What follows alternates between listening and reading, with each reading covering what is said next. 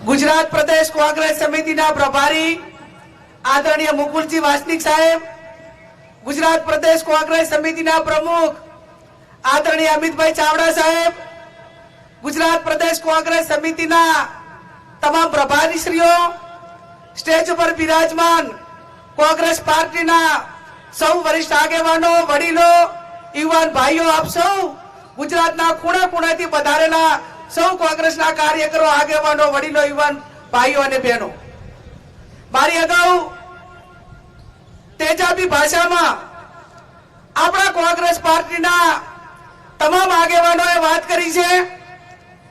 एमां हूँ मारो पोतानो सूर पुरावुं छुं अने आवनार समयनी अंदर गुजरात में जे वोट चोरी ए समग्र देश में जाए जननायक राहुल जी जे व्यक्ति देशनी गादी ऊपर હું ચોકીદાર છું એ રીતે લોકોના વોટ લઈને જ્યારે ચોરી કરી અને સત્તા ઉપર આવ્યા ત્યારે એને કોઈ ખુલ્લા પાડવાનું કામ ચેલેન્જ સાથે કર્યું હોય તો આ દેશના નેતા રાહુલ ગાંધીએ કર્યું છે। દેશનો વડાપ્રધાન લોકસભાની અને 250 જેટલા સાંસદો એક જ અવાજે કે વોટ ચોર ગાદી છોડ, વોટ ચોર ગાદી છોડ, આનાથી એના માટે કરીને ઢાંકણીમાં પાણી લઈને આ દેશના વડાપ્રધાનને મરી જવું પડે અને છતાં પણ ગાડી છૂટતી નથી સાહેબ। આ ભારતના બંધારણમાં આપણને કોઈએ બાબા સાહેબ આંબેડકરે આપ્યું હોય, આ દેશના બંધારણે આપ્યું હોય તો દેશની અંદર एक व्यक्ति ने एक वोट नो अधिकार, चाहे गरीब होय, कोई धर्म नो होय, गमे ते होय, पण एने कोई आपणे समान अधिकार मळ्यो होय तो ए आपणे वोट नो अधिकार मळ्यो छे। अने वोट नो अधिकार शा माटे के देशनी अंदर, विश्वनी अंदर सौथी कोई मोटो लोकशाही देश होय तो ए आपणो भारत देश छे।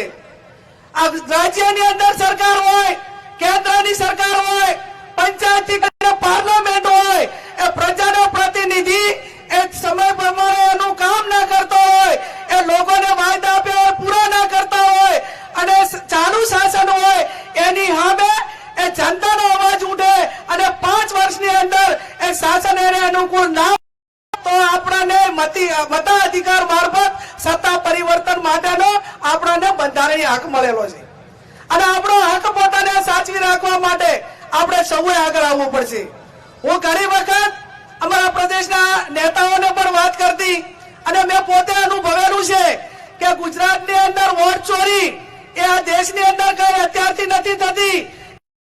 રાહુલજીએ બિહારની સભામાં કીધું હતું કે ગુજરાત એ વિકાસ મોડેલ નથી, આ ગુજરાતી વોટ ચોરીનું મોડેલ છે અને એની શરૂઆત એ આ ગુજરાતની અંદરથી થઈ છે। 2017ની હું ચૂંટણી લડતી હતી એ ટાઈમે મારા મત વિસ્તારમાં 3 તાલુકા આવે અને 3 તાલુકાની અંદર જે મતદાર યાદી પ્રસિદ્ધ થવાની હોય છેલ્લી ત્યારે 1 મહિનો મારો પોતાનો વ્યક્તિગત પ્રશ્નની મારા ત્યાં ચોકી માટે રાખવામાં આવતો કે ભાઈ આ ખબર રાખજો કે આ છેલ્લે દાડે ખોટા મતદારો દાખલ કરવામાં આવશે અને હકીકત એવી થઈ કે 2017માં પણ અમે 7,500 મતદારો એ રાતના 11 વાગે છેલ્લી તારીખે પકડ્યા અને અમે અમને પુરાવા આપ્યો ચૂંટણી પંચને, અધિકારીઓને કે આ 11 વાગે 7,500 મતદારો એ આ બધા બોગસ દાખલ થઈ રહ્યા છે। 25 નામ તો દાખલ થયા, ચૂંટણી પંચે કે વહીવટી તંત્રે કોઈ પગલા ના લીધા। 2022ની વિધાનસભાની ચૂંટણી એ પણ સેમ કે જેને 1 મહિના પહેલા ગ્રામ પંચાયતની ચૂંટણીમાં मतदान કર્યું અને વિધાનસભાની ચૂંટણીના 2 મહિના પહેલા એક ગામમાંથી 50 મતદારો એને કેન્સલ કરવા માટેનો ટાર્ગેટ નક્કી કર્યો અને એમાંથી 2-3 ગામોનો પુરાવો પણ અમારી સામે આવ્યો અને એ પુરાવો આ તમે એમ જુઓ કે આ જે ગુજરાત સમાચાર છે એના 2022 નો 9/2022 ની આ પ્રેસ નોટ છે એને મામલતદારને કે પ્રાંત અધિકારીને અમે આવેદન પત્ર આપી અને પુરાવા રજૂ કર્યા કે આ ભાઈ આવા લોકોએ આટલા વોટ ચોરી કરી છે।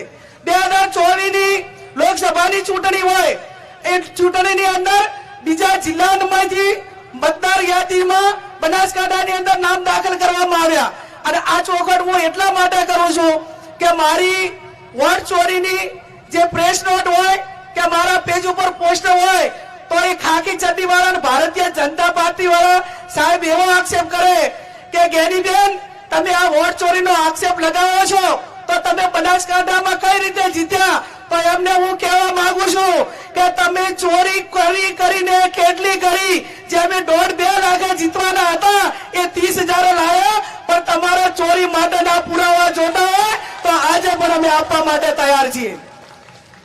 એક બાજુ બિહારની અંદર તમે જોયું છે કે ભારતીય જનતા પાર્ટી એના સાથી પક્ષોની હાલત કેવી થઈ છે.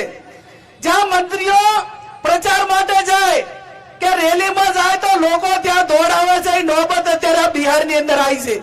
ત્યાંના મંત્રીઓ લોકો વચ્ચે જઈ શકતા નથી અને ભારતીય જનતા પાર્ટી સમગ્ર દેશમાં બિહારમાં બધા રાજ્યોની અંદર રાહુલજીને એમ કે અમારા દેશના વડાપ્રધાનનું અપમાન કર્યું છે, એમની માનું અપમાન કર્યું છે. તમે છેલ્લા 10-15-20 વર્ષથી તમે સોનિયાજી માટે અને રાહુલજી માટે કયા શબ્દો વાપરો છો તમને નથી દેખાતું.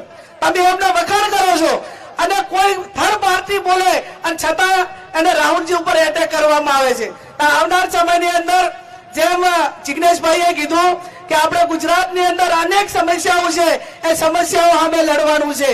ચાહે બેરોજગારી હોય, ચાહે મહિલાઓના પ્રશ્નો હોય, ચાહે ખેડૂતોના પ્રશ્નો હોય કે વોટ ચોરીનો પ્રશ્ન હોય.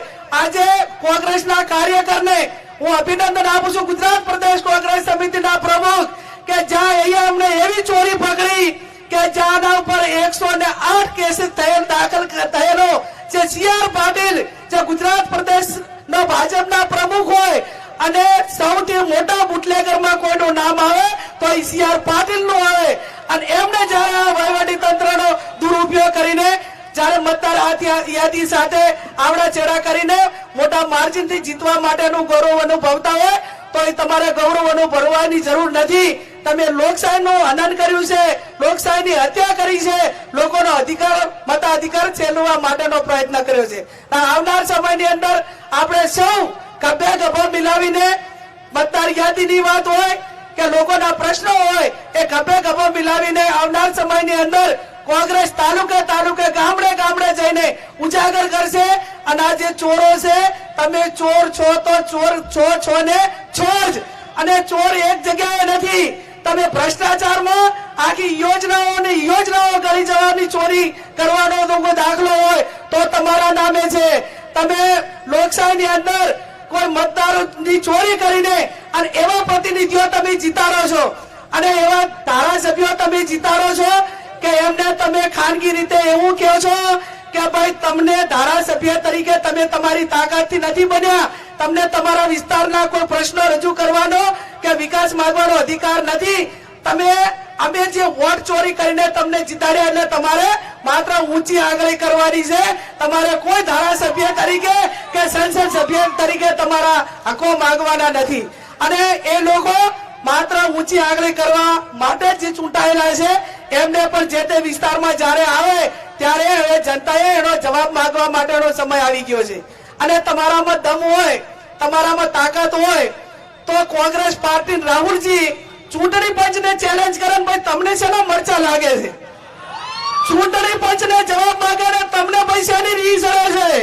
તમે ચોર નથી તો તમે હાથે કરીને માથે શું કામ લ્યો છો? કોંગ્રેસ પાર્ટી ચૂંટણી પંચ પાસે જવાબ માંગે અને ચૂંટણી પંચ એમ કે તમારે રાહુલજીને એમ કે તમારે માફી માંગવી પડશે. અલા ચોર કોટવાલને દંડા એવી વાત કરો છો.